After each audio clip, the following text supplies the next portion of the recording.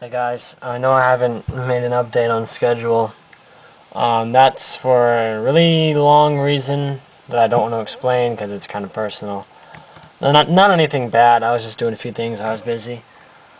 Anyway, what I want to discuss today are a few things, and we'll see how far I can get and how early I can upload this because my camera is on low battery, so we'll see what we can do. First thing I wanted to discuss was the evil storyline for Infamous 3 and how it will tie into the good storyline so that you can play one game without a linear storyline. Because what would happen, I know in my first update I said, like the very first Infamous video I ever put out about this, I said that they can just make two games. Just put one disc and make two stories on the same disc. But then that would take away the karma. You know, that would take away your choices. What you would have is you wouldn't have one story with choices. You'd have two stories with no choices. Which is what I really don't like about that idea now that I've thought about it. So, in my last video, I think it was my last one, I talked about how the good storyline would go. Now I'm going to talk about the evil storyline. And what I think we should do for that is I think, and this might be hard to explain, but I'll see if I can explain this to where you guys can understand it. What we do is the ending of Infamous 2, when you are standing on the rooftop with Zeke. Quo and Nix just left. You know, Quo is chasing Nix with RFI. You and Zeke are standing on the roof, and Cole says, "This doesn't change anything." And Zeke says, "You see me again, you better shoot first." Right before that cutscene ends.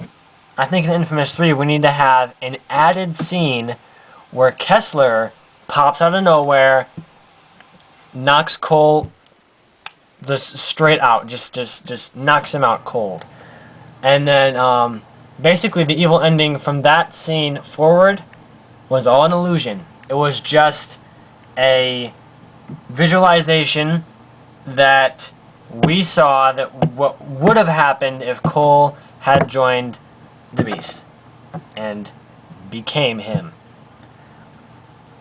And now I can tell right now, just sitting here saying this, I can tell somebody, maybe more than one person, is going to leave a comment and say, "That is the dumbest idea I've ever heard. I don't like that idea. I think it's ridiculous. It'll screw up the game." They're going to say a whole bunch of stuff. And there's going to be other people that say, "Well, yeah, that'd be a good idea because then Zeke would still be alive," and all that stuff. Because there are some people that are very emotionally attached to the endings of the game, and I've seen, well, I haven't seen, but I know some people, like on forums and stuff that I've read, that have actually cried during the ending of the evil ending of Infamous 2. I actually did a little bit the very first time I ever played through it. I was like, oh shit, that is really depressing. Anyway, aside from, you know, emotional attachments, that's what would happen. We'd have the same situation as the good storyline where, you know, Kessler travels forward in time and all this stuff. It'd be the same situation. Kessler travels forward in time during the ending of Infamous 2, knocks Cole out, and then that whole ending, the evil ending, is just a visualization of what would happen if Cole had became the Beast, and that never really happened in the first place. So then Kessler takes Cole somewhere, I don't know, an old facility, an old First Sons facility somewhere, I don't know. I'll have to do some more thinking about, you know, the layout and the city of the third game. And then the story just goes on from there. You have, you know, you have those two cutscenes that bring the story in, and then somewhere within the first, either the intro level or the first 2 or 3 levels, the games start to come together, the two storylines merge together. And, you know, I've heard a lot of people saying that we should have a multi-dimensional world where good Cole and evil Cole fight each other. And then again, that's a good idea, but I don't think it would work for this series. It might work for a standalone game like Festival of Blood was. You know, Festival of Blood had no connection to the Infamous series except for, you know, it being in Numere. I think that if Evil Cole and Good Cole were going to fight each other, it would be a great title for a standalone game, as long as it didn't tie into the storyline. Because right now we're too in-depth in this Infamous universe to be screwing around fighting yourself. And I know someone's going to comment and say, but that's what you did in Infamous 1 when you fought Kessler. Yeah, that's right, but that's different. That was trying to figure out why you have powers, why you got there, who the hell is controlling you. If you just fight your alternative bad twin, that wouldn't... I honestly don't see how that wouldn't damage the storyline of the Infamous series. But anyway, what could happen is Kessler would take Cole to the same city that the good storyline is taking place in, and then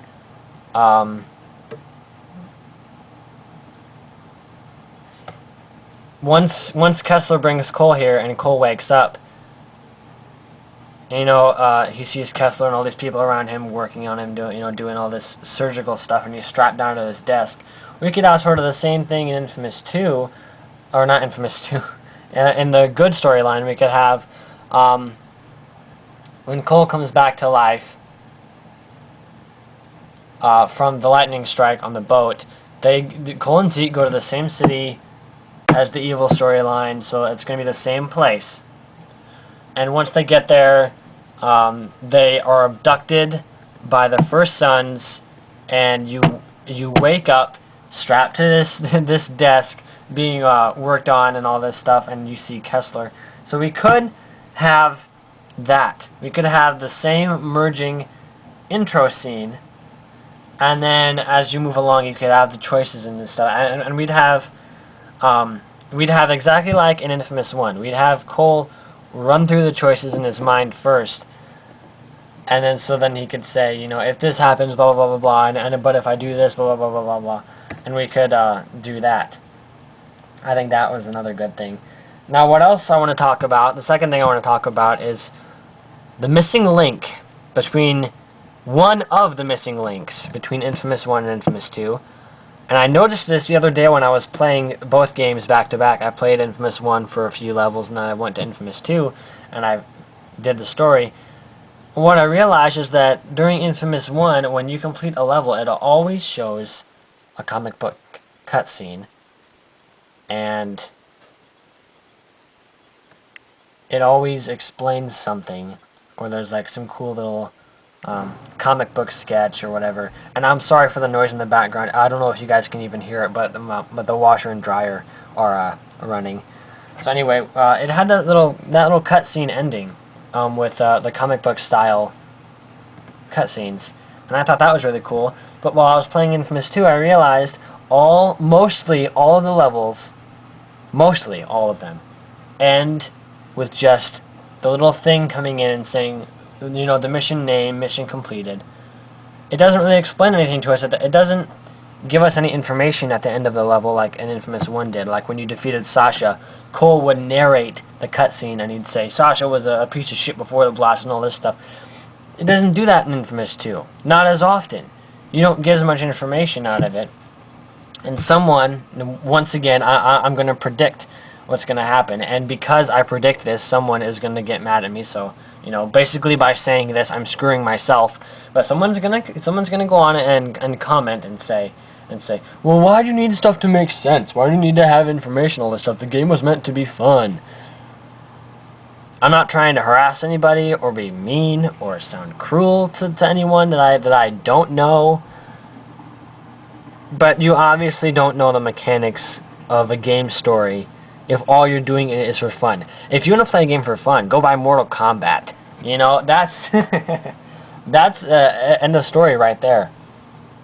If you want something fun, go buy Skate 2 or Tony Hawk's Underground or something. Go buy something where you can piss around in all day. If you want a story, you don't want to screw around trying to find all the ways it can be fun, and then don't make it interesting. And no, I know once again I make fun, well, not really make fun, I diss Infamous 2 a lot. I like Infamous 2. I think it's a good game. It's really, really good. I like it.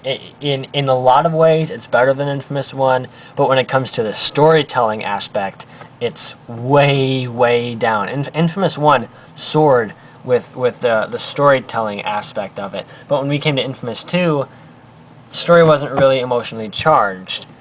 Well, it was, but it wasn't really... how do I word this? It wasn't really given the same deep down thought process that everything else was. And I guess the choices in Infamous 2 weren't really the same as Infamous 1, because with Infamous 1, when you made a choice, it would alter the story. It would change the levels that happened after that. It would change the cutscenes. If Cole is evil and he saves Trish, you know, in the level where you climb up the hospital when Alden throws the bus up there, if you climb up there and you're evil, Trish will get mad at you and say you can sleep on the couch, but stay away from me. If you're good, then she takes you back. Same thing with when Kessler is hanging the doctors and Trish from the poles on the buildings, and there's bombs attached to him.